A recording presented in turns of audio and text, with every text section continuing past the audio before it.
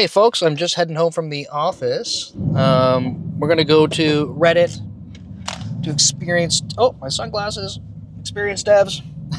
I put them there this morning, and I was like, "Oh, that's gonna be so helpful. You're going to see your sunglasses on your steering wheel." And part of me was like, "You're an idiot. You're gonna forget them. You're gonna start driving. They're gonna fall." I was like, "No, no, no. How could you possibly miss the sunglasses right on your steering wheel?" Turns out I am both smart and stupid because I was right and wrong. I did it anyway. I was wrong.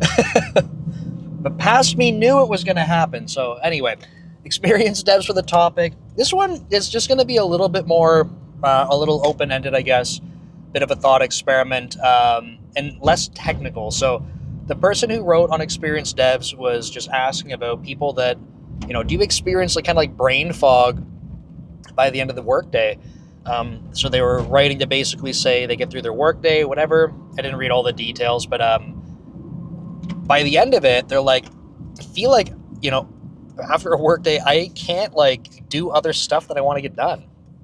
So I wanted to talk about this because it's not specific to like software development, but I think it's a good thing to have awareness of. Like, everyone's going to have probably some individual approach to this, and maybe we can talk through it and come up with some ideas that might be applicable to different individuals. If you are watching or listening, maybe at different points throughout this video, if you stick all the way through it, maybe you have something that you want to leave a comment on and say, hey, this works for me, or this doesn't, or here's something I've observed. I think that would be super helpful for other people. Just for the record, right? I am one person, but all of you watching and listening, when you leave comments, other people can read them and learn from you. So definitely shout out to folks that are leaving comments. Devin, you know who you are. Thank you for the comments that you leave. And truly, it's helpful for other people too. So keep that in mind as you're listening. You can help someone else out. So when I was thinking about this, I know that for myself, I wanted to start with like one pretty clear example for me. And I get this feeling of brain fog or like basically mental exhaustion, where like this person's saying I can't focus or do anything else after. 100% I have this when I load my days with one-on-one. So I am an engineering manager. This might not feel like it's applicable to you, but maybe it is for like a day full of meetings, for example, right? But for me as an engineering manager, when I load a day full of one-on-ones, like I know for myself that I am introverted. I know this, right? And yes, like I can be introverted and still talk to a camera. Yes, I can be introverted and still do presentations. I'm introverted. I know I am because I lose energy from spending time with other people. I need to recharge on my own. I don't try to recharge by being with other people. So it's very obvious to me when I spend a day doing one-on-ones. And like, well, why do I do this to myself? It's more for like structuring my schedule and trying to make optimizations for other things. But to give you an example, historically, for the past year at least, Thursdays for me are a day filled with one-on-ones. They're a day where I do one-on-ones with a lot of my remote employees. So I don't drive to the office because I would drive to the office and just be on phone calls. But I basically have like what are back-to-back one-on-ones, a bit little gap in between. But my day is mostly one-on-one calls. And it's not that I don't enjoy them or I don't think that they're valuable. I think they're some of my most important, like my most important time is generally in one-on-ones. And what I notice is that, especially on Thursdays, I have some meetings that are at the very end of the day that aren't one-on-ones. And anything after that, that's my personal time, I am so mentally exhausted on Thursdays by the end of my workday. I've experienced this with my current team and my Thursday setup. On the previous team I was on, I can't remember what day of the week. Usually it's 2 days. Like one is really loaded with one-on-ones. Another one has, maybe 50 to 75% of one-on-ones to match that day. And then the rest of my days are more cleared up for other things. And I noticed even on my previous team, it was the same thing. Like 5 o'clock would hit and I'm like, I need to physically go lie down and sleep. I it's like so exhausted that it's not a matter of like, oh, it's hard to focus, and like, you know, it's like I have to go lie down. And I think like the reason I'm sharing this is because I had to do a bit of reflection here. I'm like, I know that I'm introverted. I know that kind of stuff takes a lot out of me. And then I need to ask myself the honest question, like, would it be more effective for me overall to schedule things differently to not do that? And I actually think the answer is no. I think that it's kind of a trade-off I have to make, but in order for me to get the rest of my work week to be more effective, I kind of have to bite the bullet on that, and kind of suck it up. So Thursdays, generally, like, I'll need a little nap after work. Sometimes on a Thursday, if I need to, by the time it's like lunchtime, I might have to go lie down at lunch. And that's fine. I'm working from home. On Thursdays, I'm already working a longer than 8-hour day anyway. I don't feel guilty. It needs to happen. I need to be mentally recharged. So that's something that I notice for myself. I wanted to talk about another example that is nothing to do with software development, but I wanted to share this with you because, again, I want to kind of put some examples out there for people to think about. So, I had heard this before, and I never really believed it because it didn't seem like it applied to me. So it's not that I was like, oh, that's false, but I'm like, I don't, to follow the advice, I'm like, it just doesn't really make sense. But this had to do with going to the gym. And some people were saying that they're like, oh, I don't like to train, at some part of the day, like before work or whatever, because I can't get anything done. And the reason they were saying that is they get brain fog after. They're like, I work out really hard and then I have brain fog after. So for me to go, spend time on meetings or calls or to have focus time, they're like, it's really difficult. I feel like I have brain fog. And historically, so for many years, I would go to the gym in the evening. So, many years back, it used to be 9 o'clock at night I would go. And I was more of a night owl anyway, so I'd go at 9, finish between 10 and 11, right? Usually, I'm home by 11, ideally, by 10:30, I guess, but definitely home by 11. And then it would be, come on, buddy, you gotta move over. You gotta move over. Holy cow.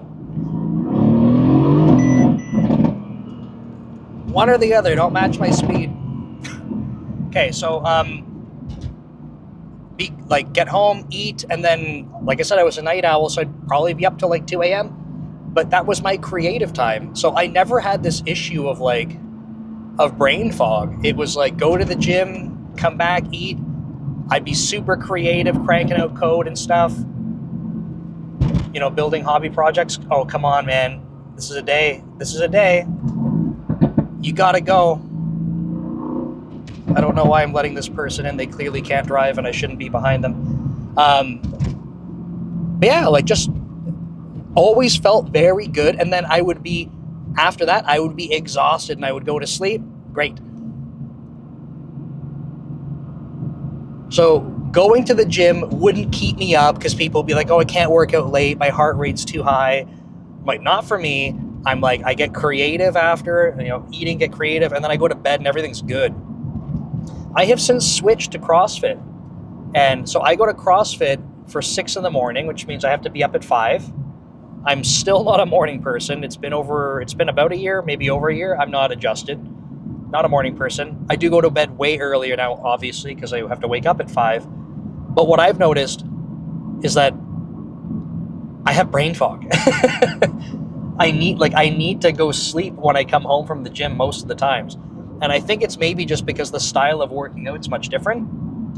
I'm not working out like I was when I was bodybuilding, where I'd be doing a lot more heavy lifting, more muscle fatigue versus when I'm at CrossFit, it's my heart is about to explode. can't breathe, my heart's about to explode. I get brain fog like crazy. So what really sucks for me as someone who is trying to be productive as much as possible is like CrossFit destroys that for me. I wake up at 5, and by the time I'm like ready to be productive, it's 9 a.m. CrossFit does not take me 4 hours, but that takes 4 hours of my day where I physically like cannot be productive. I'm usually home like a little bit after 7 in the morning, but I lose like an hour and a half because I have to go back to sleep, usually.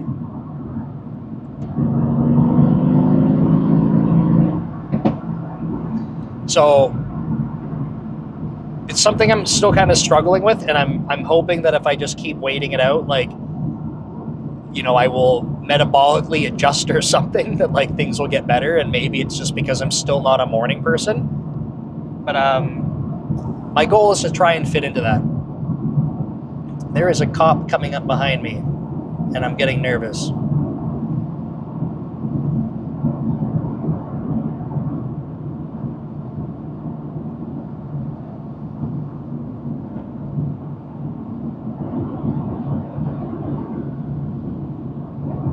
Nice. Not after me. We like that.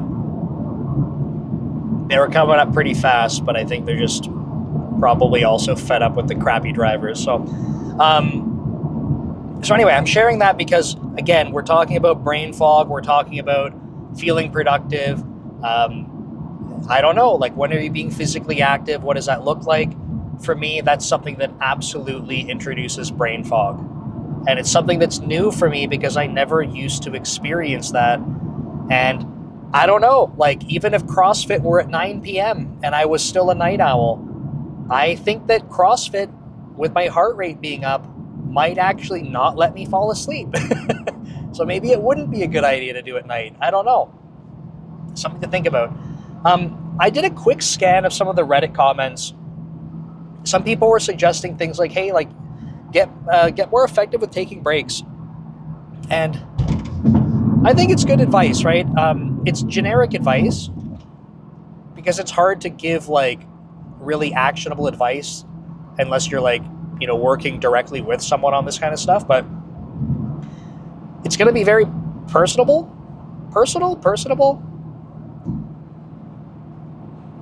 So for some individuals, it might be like, hey, get up from your desk. If you don't have a standing desk, right, get up, walk around a little bit, take a little break.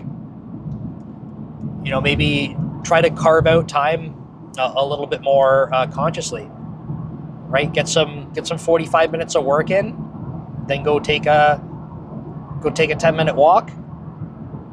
You know, another 5 minutes to go grab water or something like that. Get back to your desk, do another 45, 50 minutes. Get up, walk, do something like that. I think that could be really helpful. I don't practice that myself. I'm not good at getting up and walking around. I definitely do like the exact opposite of that. Like I kind of anchor myself to my computer. But I could see that being super helpful for people. I know that for myself, if I'm feeling tired at least, getting up and walking around is helpful. I don't have a standing desk. Maybe for some people, all that's really going to help is like converting from sitting to standing for a bit. I don't know. Like, I don't know the right advice for everyone on how to take a break effectively. I already mentioned, like, you know, for me on a one-on-one day or something, like it might be a midday nap. I work from home. I absolutely do not feel guilty about taking a nap at home. I'm not saying I like sleep for the whole day or something. I can literally nap for like 8 to 13 minutes. And I know that sounds oddly specific, but when I've taken naps, I set my alarm for 20 minutes usually. I want to explain this very quickly because I find it pretty interesting. I will set my alarm for 20 minutes. So if it's over lunch or whatever, like I said, taking a 20-minute nap, I'm not going to feel guilty about sleeping on my own lunch. So go set it for 20 minutes. I am a very vivid dreamer. So this is view into Nick's life. But every night when I fall asleep, and I've gotten tested for this, I enter REM sleep like almost instantly for the first part of my sleep, and I dream very, very vividly. It's REM sleep.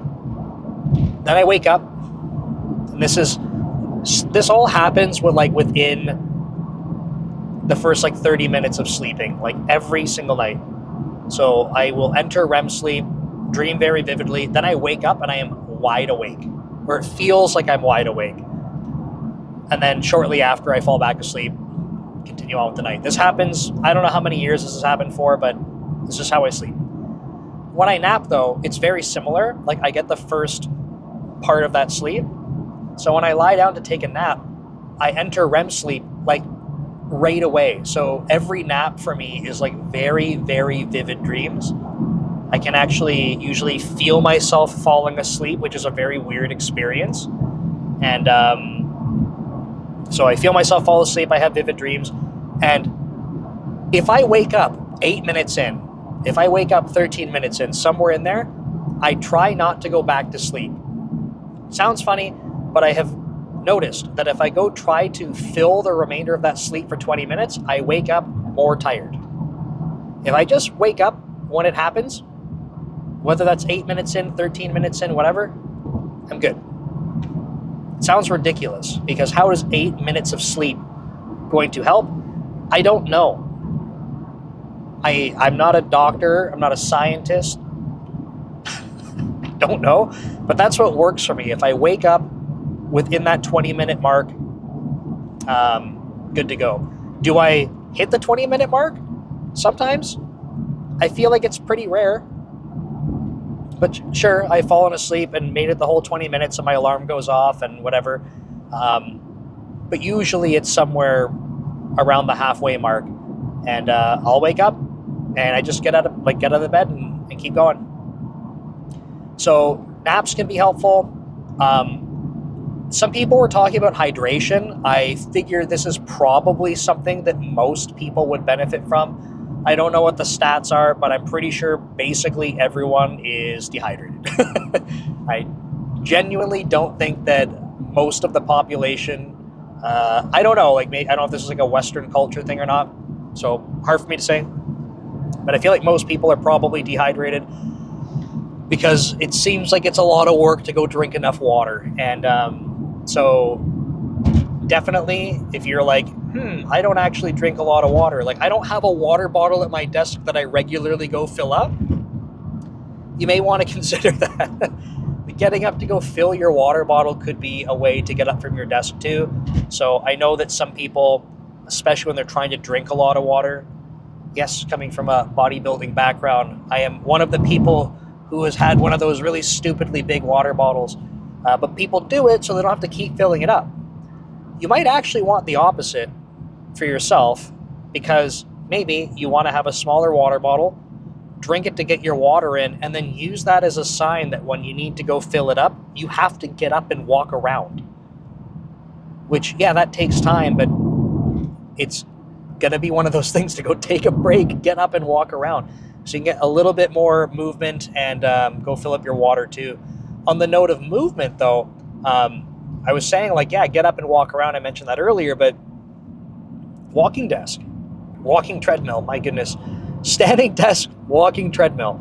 I think that's a good combo. I know that when I was doing prep for bodybuilding, what I did was I got a walking pad and then pull it out from under my couch, and I had a separate desk. I don't have a desk that lifts into a standing desk.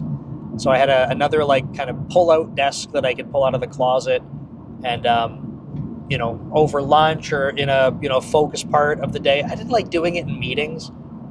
I feel like I know some people do, and that's great, no problem with it. But I find for myself, if I'm talking on a call and I feel like I'm winded because I'm walking, I don't feel good about that. So that's for me. There's another cop flying up behind me. Ugh. And it's a single lane. Ugh. Why is this happening? It immediately makes me feel like I'm doing something illegal. like, oh, I got weapons and drugs on me. Oh. No. Like, is that a normal thing that people start like questioning like what they're doing that's illegal when a cop comes up behind them? Like, I'm waiting for these lights to turn on and I'm like, I'm not actually doing anything, but like, I'm going below the speed limit because the guy in front of me is going the speed or not going the speed limit. And then I'm like, is this cop going to think that I don't know how to go the speed limit? I don't know. Other people do this, right? It's like the same thing when you're going to cross the border and you have to go through customs and you're like, wait a second, am I smuggling things? Like, oh. I don't know. Maybe other people don't feel that way, but what else we got? The walking pad thing, I think, can be a game changer for people, especially if you're the kind of person who's like, you feel like you don't get enough physical activity. It's not a lot of effort to walk. You can get a walking pad for pretty cheap, right? You don't have to walk super fast or anything crazy. Just move, and you might find that that's something that helps a lot with mental clarity and stuff. So something to consider. So a lot of this is kind of around like rest. It's around, hydration. I should add in with hydration, like eat better, very general statement, but like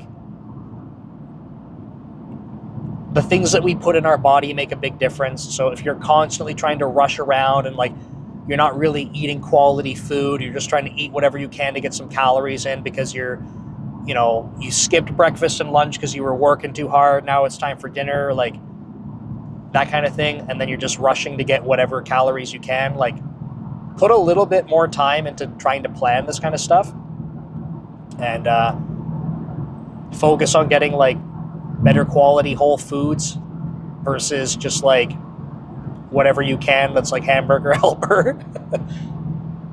Try to invest a little bit of time and effort into that, and you can notice a difference as well. But we got your nutrition and hydration, we got rest, we got movement, and I think a lot of those things can really help.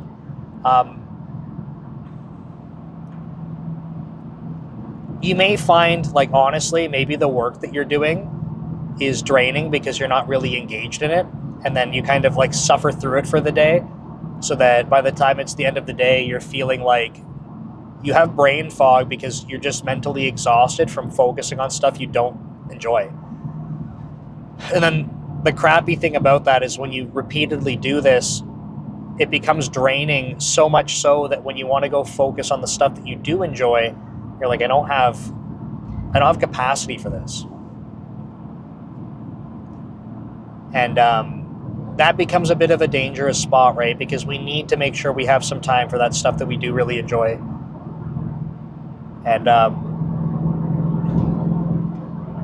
if you're never getting around to that, then like, you're just working until the point where you're like, I'm mentally checked out. Then you never spend time on stuff you love, and you rinse and repeat. Like, what are you doing? Right? That's no way to go through life.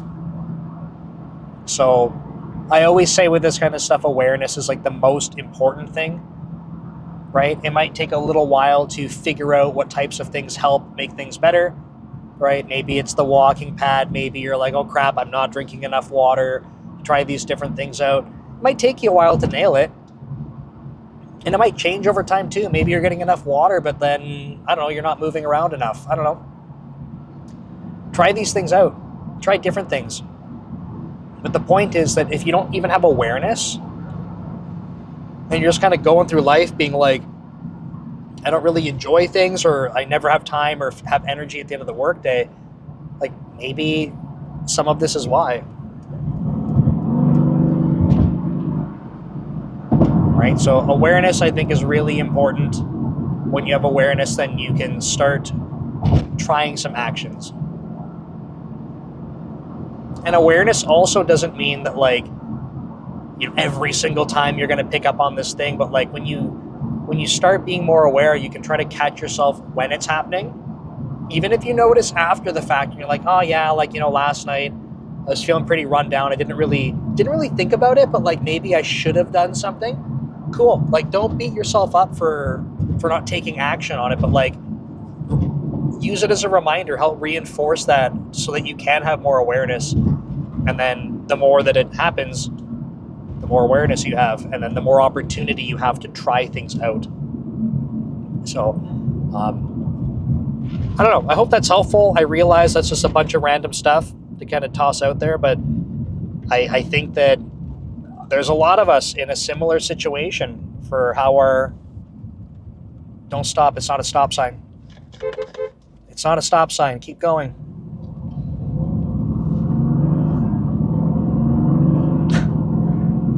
This is a day of the drivers.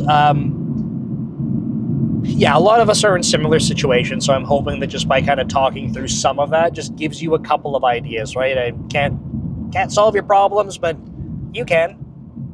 You can solve your problems, and if you have some awareness, maybe that'll help. So thank you so much for watching, folks. If you have questions that you want answered on software engineering topics, career development, that kind of stuff, leave a comment below. I'm happy to try and make a video response for you. If you want to be kept anonymous, you can go to codecommute.com. There is a submission page there. You can check the anonymous box, and I'm happy to keep you anonymous. Or you can provide all your details if you want to. And otherwise, my main channel is DevLeader. This is where I have all of my C# and programming tutorials, and I'm splitting that channel into a couple of others. So the DevLeader podcast is another YouTube channel where I'll have my podcast interviews as well as a live stream that you can check out. It's on Mondays at 7 p.m. Pacific. It's also recorded, so you can check out the live streams after too. There's a bunch of people that come over from Code Commute. It's a lot of fun. It's an AMA style, so you can ask questions there, and I really enjoy it. It's really fun for me to chat with people. And the other channel that I'll mention is called DevLeader Path to Tech. And this is where I'm going to be moving all of my resume reviews, which I do for free. If you watch those videos, you can see how to submit your resume. And I will be adding things like interview tips and interview examples. So make sure to check that out. Those last two channels I mentioned are going live soon. It is the end of July for what that matters based on when you're watching or listening to this. So thank you so much for watching. I'll see you next time.